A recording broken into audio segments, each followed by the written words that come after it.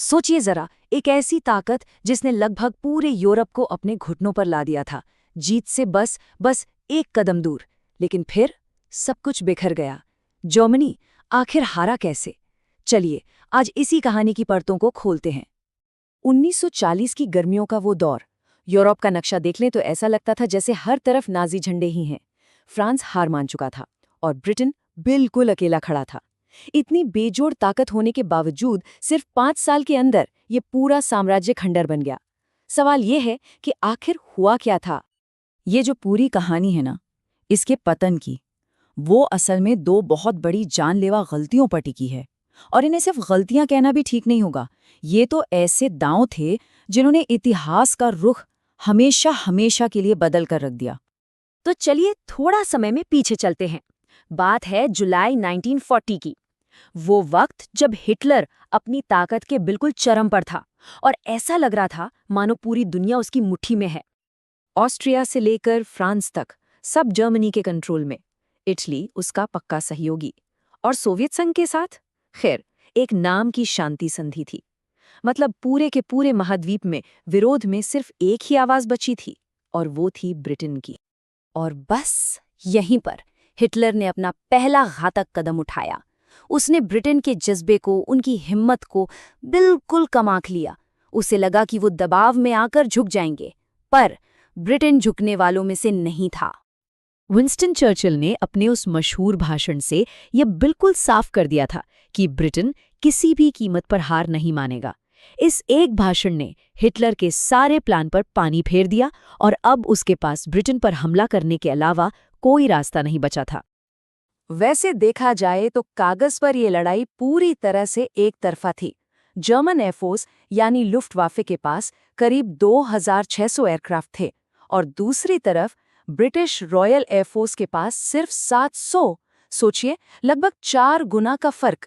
सारी उम्मीदें ब्रिटेन के खिलाफ थीं।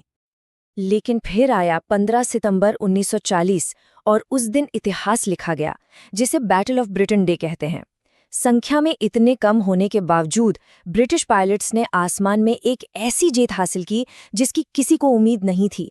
उन्होंने जर्मनी के 60 विमान मार गिराए और अपने सिर्फ 29 खोए।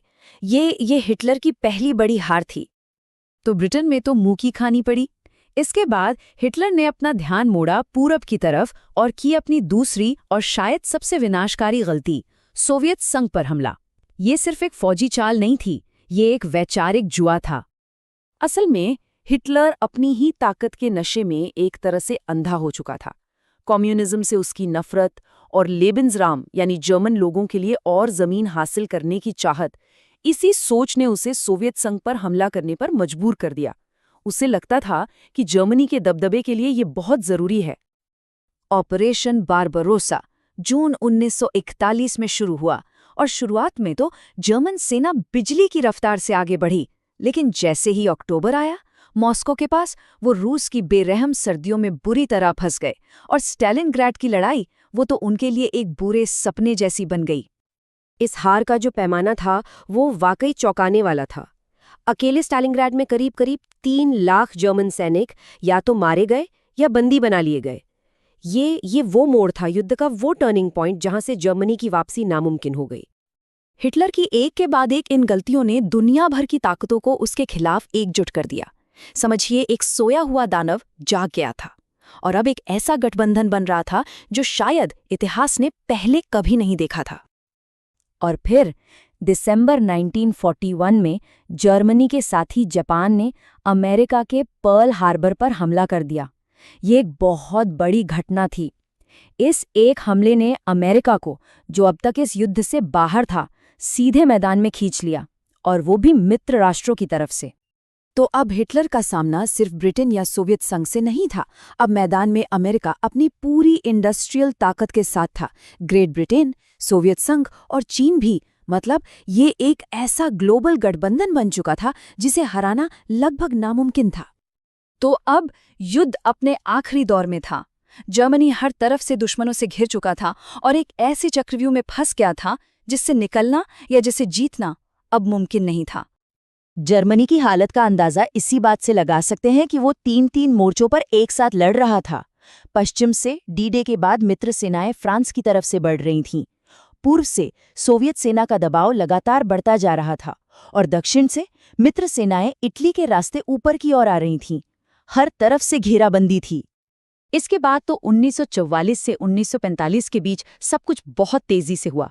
पहले डी-डे हुआ, फिर पेरिस आज़ाद हुआ और आखिर में जब सोवियत सेना ने बर्लिन को चारों तरफ से घेर लिया तो 30 अप्रैल 1945 को हिटलर ने बंकर में आत्महत्या कर ली और उसके ठीक 8 दिन बाद जर्मनी ने सरेंडर कर दिया। तो कुल मिलाकर देखें तो हिटलर की हार की वजह उसका अपना अहंकार और वो दो बड़े घातक फैसले थे। पहला, ब्रिटेन के जज्बे को कम आंकना और दूसरा, सोवियत संघ की विशालता से टकराना।